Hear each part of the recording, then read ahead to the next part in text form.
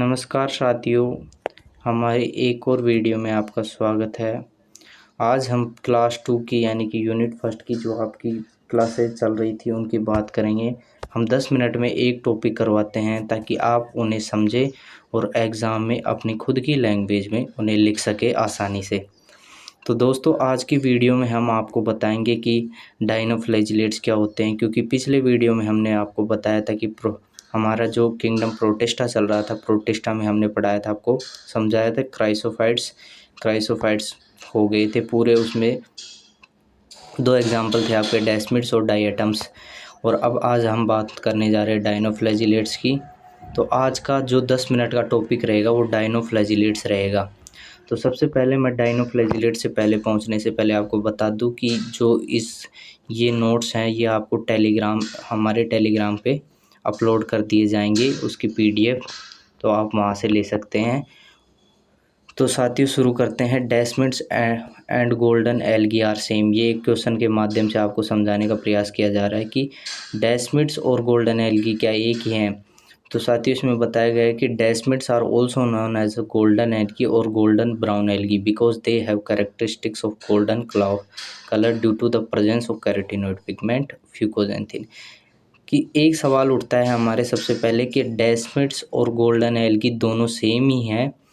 तो आपको बता दूं, दोनों के दोनों सेम ही है, क्योंकि ये गोल्डन कलर कैरेक्टर शो करता है डेस्मिड्स का। किस वजह से? कैरोटीनॉइड पिगमेंट की वजह से। कैरोटीनॉइड पिगमेंट में बहुत सारे कलर्स पाए जाते हैं, जैसे ब्लू, ग्रीन, रेड, येलो वगैरह। अब हम बात कर ले, यहाँ लिखा गया फ्यूकोजेंथिन। फ्यूकोजेंथिन स्पेशली रिप्रेजेंट करता है येलो कलर को। They are usually found in fresh water. आप सभी को पता है कि मुख्यतः किसमें स्वच्छ जल में पाए जाते हैं। डायटम्स और डेस्मिड क्राइसोफाइट्स के 2 एग्जाम्पल थे। दोनों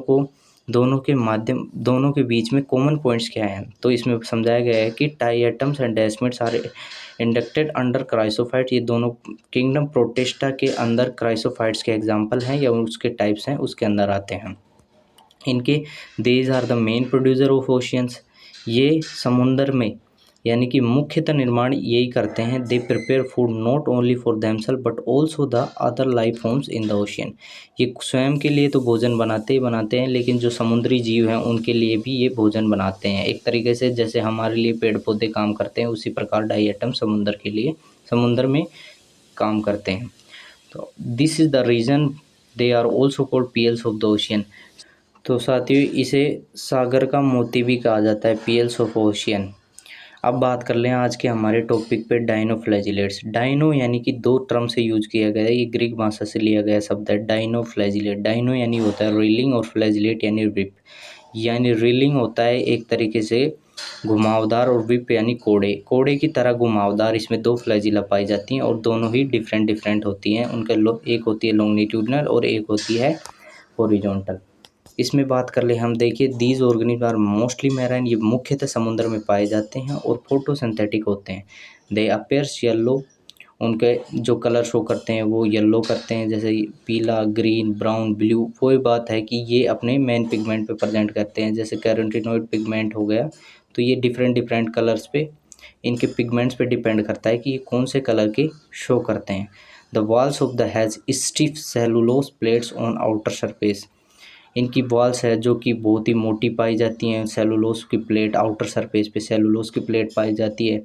उनमें मुख्य तो देखा गया है, मैंने अभी बताया आपको कि 2 फ्लैजिला पाई जाती हैं, एक तो लॉन्गिट्यूडनल होती है और एक ट्रांसवर्सली होती है। फोरो बिटवीन द वॉल प्लेट्स के बीच में। इनके एग्जाम्पल है क्रेटिनियम हो गया, गाइनोलक्स हो गया, नोटिकुलम हो गया। रेड डायनोफ्लैजिलेट यहाँ एक एग्जाम्पल लिख रखा है, जैसे ब्लू, ग्रीन, जैसे जितने प्रकार के डायनोफ्लैजिलेट होते हैं उनमें से एक एग्जाम्पल रेड डायनोफ्लैजिलेट का है, Gonyaulax. Under such rapid multiplication that they can see a pairs red tides. जैसे जैसे कि अगर एक तरीके से हम कह सकते हैं रिप्रोडक्शन, या एक तरीके से बहुत ज़्यादा संख्या में पाए जाते हैं, तो ऐसे लगता है जैसे कि समुद्र में लाल लहरें चल रही हों।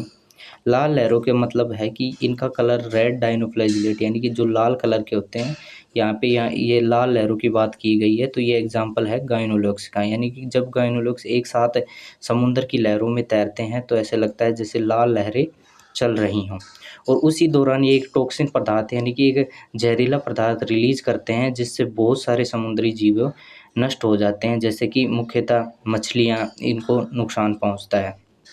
ये गाइनोलॉक्स का डायग्राम रहा, आपको चित्र से समझाने का प्रयास किया गया है। अब बात कर लें इनका रिप्रोडक्शन, जनन कैसे होता है। सेक्सुअल हाल नॉर्मली देखा गया है कि process have been demonstrated in few genera. Sexual reproduction होता है जो कि लार्जली बाइनरी फिजन और मल्टीपल फिजन होता है, यानी एक सेल से दो सेल्स में ये टूट जाती हैं, और देखा गया है कि ये एक सेल से भिन्न सेलों में यानी कि बहुत सारी सेलों में भी टूट सकती हैं। जो फेवरेबल कंडीशंस होती हैं इनकी, फेवरेबल कंडीशंस यानी कि अनुकूल वातावरण मिल गया, पीएच मिल गई जितनी इनको चाहिए, जितना टेम्परेचर चाहिए, इस हिसाब से अगर इनको फेवरेबल कंडीशंस मिलती हैं तो इनकी पॉपुलेशन 60 मिलियन ऑर्गेनिज्म पर लीटर तक पहुंच जाती हैं। तो आप सोच सकते हो तभी लाल लहरें आसानी से आपको दिखाई देंगी। अदर इम्पोर्टेंट पॉइंट्स, कुछ मुख्यतः इनके इम्पोर्टेंट पॉइंट्स और बताए हैं हमने। तो देखिए, दे आर यूनिसेलुलर, आपको पता है कि यूनिसेलुलर होते हैं, यूकैरियोट्स होते हैं, माइक्रोस्कोपिक यानी बहुत ही छोटे लेवल पे पाए जाते हैं, बहुत ही सूक्ष्म जीव होते हैं एक तरीके से ये। मोस्टली आर मोटाइल और सम आर नॉन मोटाइल, कुछ होते हैं जो कि मोटाइल होते हैं और कुछ हैं जो नॉन मोटाइल, यानी एक तरीके से एक चलने वाले होते हैं और एक जो चल नहीं सकते। अराउंड 90% डायनोफ्लैजिलेट्स आर मैराइन, लगभग 90% समुद्री होते हैं। आपको पता है कि ज़्यादातर समुद्र में ही पाए जाते हैं डायनोफ्लैजिलेट। दे आर डिस्ट्रीब्यूशन, उनका वितरण किया गया है गवर्न बाय द टेम्परेचर। एक तरीके से मैंने आपको बताया कि टेम्परेचर जहाँ अनुकूल वातावरण होगा, पीएच होगी, डेप्थ ऑफ वाटर, ज़्यादातर ये समुद्र की गहराइयों में इस तरह से पाए जाते हैं। Their colour depends on the pigment, अभी बताया आपको कि इनका कलर है जो पिगमेंट पे डिपेंड करता है कि ये कौन सा पिगमेंट है। जैसे हमने आपको यहाँ रेड डायनोफ्लैजिलेट गाइनोलेक्स के बारे में बताया, क्योंकि ये रेड कलर के पिगमेंट इसमें पाए जाते हैं गाइनोलेक्स में, इस वजह से ये रेड कलर अपने आप को शो करता है। कुछ एग्जाम्पल और बता रखे हैं, नोस्टिकुला हो गया, जैसे सर्टियम हो गया, और ऑर्निथोसाइकस हो गया, गाइनोलक्स हो गया, पैरेडीनियम हो गया, गाइनोडियम हो गया, ये सारे इसके एग्जाम्पल हैं। तो साथियों, हमने आज 10 मिनट में आपको एक टॉपिक समझाने का प्रयास किया है, और कल फिर आएंगे एक और नए वीडियो के साथ। और इसकी जो पीडीएफ है ये आपको हमारे टेलीग्राम चैनल के डिस्क्रिप्शन में लिंक डाल देंगे, उसमें आपको ये नोट्स प्रोवाइड करवाए दिए जाएंगे। धन्यवाद।